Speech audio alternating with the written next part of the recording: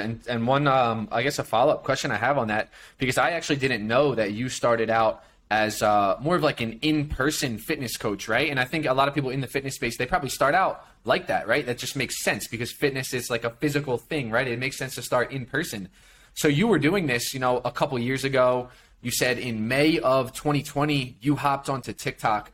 What was that transition like for you where you're going from one-on-one coaching in person to now you are transitioning to your business model to more of like an online coaching where now you're one of the bigger names, more well-respected people in this space, almost a million followers on TikTok. Talk me through that transition on more of the product side, right? How did you go from teaching people one-on-one in person to now doing this all online? You're in Europe now, you're traveling to Miami. You might come down here in Colombia with me soon. Like, talk to us how that transition played out.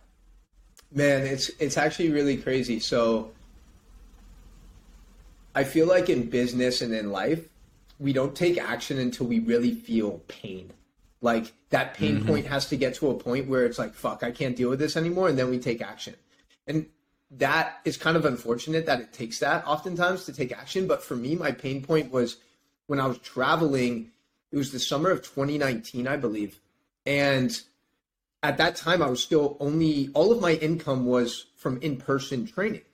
And I was gone for like a month. And I just remember during that month, obviously I have zero income coming in and I'm spending money. So obviously, I'm losing money net.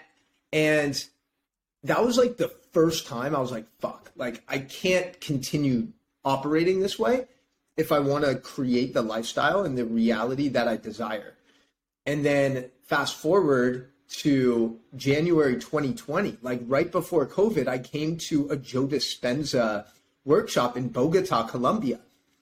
And I remember leaving that workshop, man, like I remember it so vividly. I was in like an Uber or Lyft or taxi with my friend that I went with. And I told him, I was like, bro, as soon as I get back to Miami, I'm creating like, I'm moving my coaching online. Because I want to be able to travel and live this life and not take a huge hit financially. You know what I mean? So literally like a month before COVID, man, I created my one-on-one, my high ticket coaching that basically included all of the things that I knew were going to move the needle and impact people in the biggest way. So I included like, cold exposure and breath work from Wim Hof when I did workshops with him, different nutritional pieces, different mindset, different ways to tap into flow state, things that I was really passionate about that people would always ask me questions about. And I wanted to create something that included all of these aspects. And while it wouldn't be in person, we would still have like our weekly connection calls, but it would also give people the tools to really elevate all areas of their life. And it was like that transition. I just remember like enrolling my first client. At the time, it was $3,500. And since it's like tripled in price. But I remember he's in Melbourne, Australia. His name's Aiden. And I just remember like closing that first client, bro.